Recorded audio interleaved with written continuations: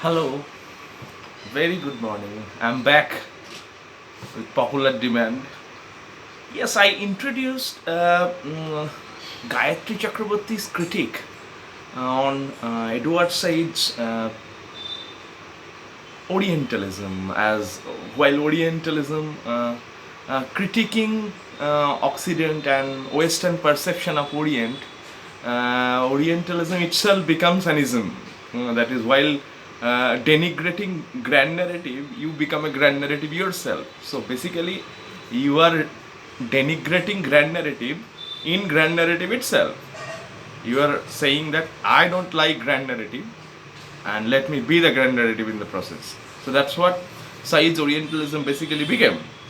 Now, apart from that, what I mentioned in the last YouTube upload is how Gayatri Chakraborty Spivak introduced uh, deconstructionist critical thinking to Edward Saidian Orientalist discourse analysis.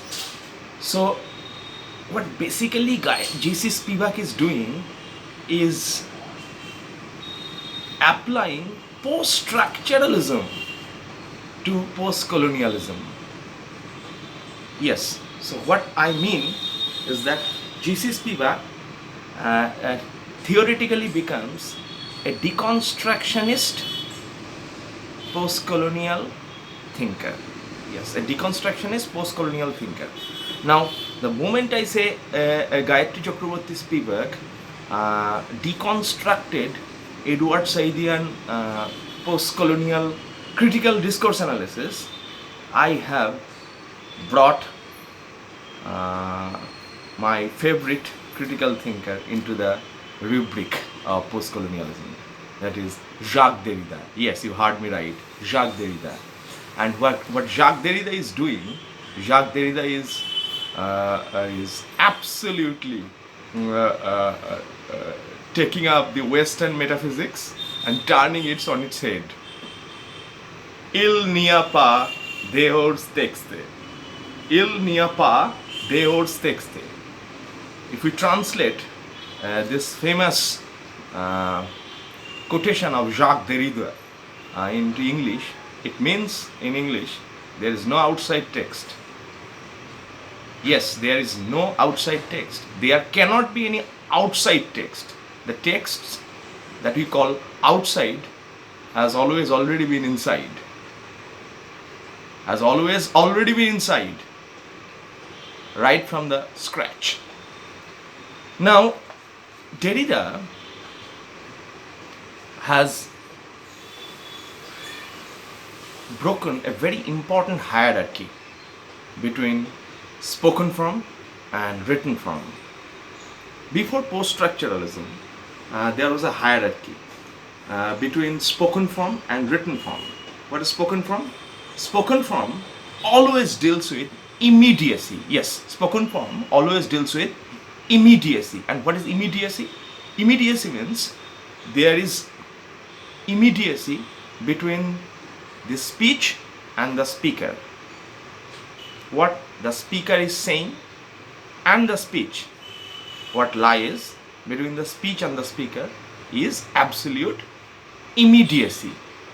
Now, because of this immediacy, the speaker has to be technically present as long as the speech is there. Yes, the speech is there, the speaker is not there, it's not possible. But by the way, it will be possible when you will be hearing, listening, tuning into my YouTube upload. The speaker won't be there, but the speaker would be there. Yes. Why is the speaker there? Because the speaker isn't there. And why isn't the speaker there? Because speaker is there. So basically the technology and all those things, I mean, thanks to post-structuralism, postmodernism, they would deconstruct the sacrosanct elitistic privileges of spoken form. Now, spoken form always deals with immediacy. Now, written form lacks this immediacy of the spoken form. Because when the writer writes a book or whatever, and the reader reads it, the writer does not necessarily have to be present when someone is reading someone's writer. So there is no immediacy between written form and the writer. But there is immediacy between spoken form and speech. So in spoken form, the speech is the speech of God. And that's why the Swiss guy, Ferdinand de Saussure, has prioritized, has privileged spoken form. And what Derrida is doing, I mean, he probably did it in 1916, and Derrida is doing it in 1966. So what Derrida is doing, Derrida is giving a return gift to Saussure on 50 years, 1966. And he took up Saussure and turned it completely upside down and saying, okay, you don't have to have immediacy in writing. And why am I saying this? Is because of this. Because of this, or what is this? This means logocentrism. Let me rephrase it. It's not logocentrism. It means phallogocentrism. So, what is phallogocentrism? Phallogocentrism is a portmanteau word between phallus and logo. Now, phallus, what is phallus? Phallus is power. If you oversimplify it, you could call it male genital, but it is a symbol of power, authority, castrating authority. And what is logo? Logo is word, knowledge. That is to say, logo implies epistemology. Yes. So, entire Western metaphysical epistemology is structured along the lines of logo. So, logo is Western epistemology.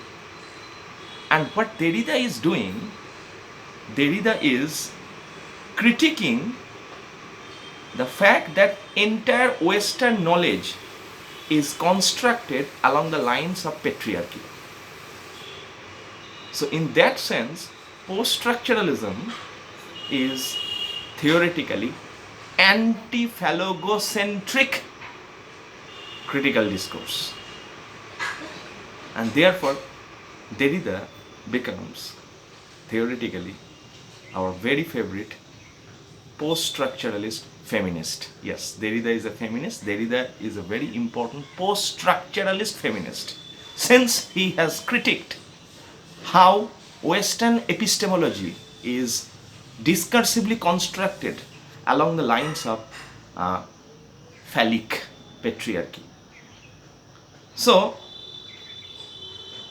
the word becomes a haunting presence. So, what you are basically saying in writing, that you are writing in writing that I am not writing. Yes, you are writing in writing that I am not writing. And which basically means that you are denigrating writing in Western metaphysics. Yes, you heard me absolutely right. You are denigrating writing in Western metaphysics. I am introducing a couple of words here. Supplimu and pharmaku.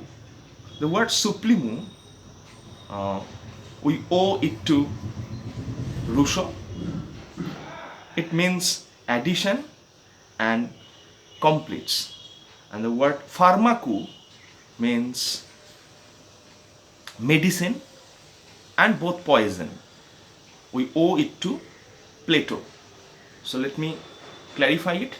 I am introducing a couple of words. Supplimu, that means in English supplement, and pharmaku, that means in English pharmacon. The word supplimu word, we owe the word supplimu to Rousseau, and we owe the word pharmakou to Plato, right? Now, credit is given. Now, the word suplimu means both addition and completes. Something that adds and something that completes. Similarly, pharmakou means something that is poison and something that is medicine. So, what is pharmakou? Pharmakou is both medicine and poison. And what does suplimu mean? It means adding up as well as completion. So, what does writing do? Writing is an addition to speech, and simultaneously it completes the speech as well. Much like an supplementary newspaper like Robi Bashuri or something like that, that comes on weekends. If the news delivery boy does not offer us the suplimu, we would complain. I haven't received my supplement, I haven't received my suplimu, because you think it is part of the paper. And what kind of part? A part that has already been additional. So you think this is additional, but such additional that if without it, you think the paper is not complete. So it is both supplementary as well as went into the making of the completion of the paper. So much like writing, you take out writing, it becomes incomplete. And you add writing, you think it is suplimu. So similarly, the word pharmakou is medicine because it solves the disease, and it is also poison because it makes you ill. So this is where, as a reader, as a post-structuralist critical thinker, you are always skating on a thin ice. And why are you skating on a thin ice? Because language always spills over. This is something Derrida has called slippage or spillage of language. And language and words always tends to spill over or slip over. Like a mercury, you think you have gotten hold of it, but the moment you are convinced that you have gotten hold of it, it spills over immediately. It slips over immediately.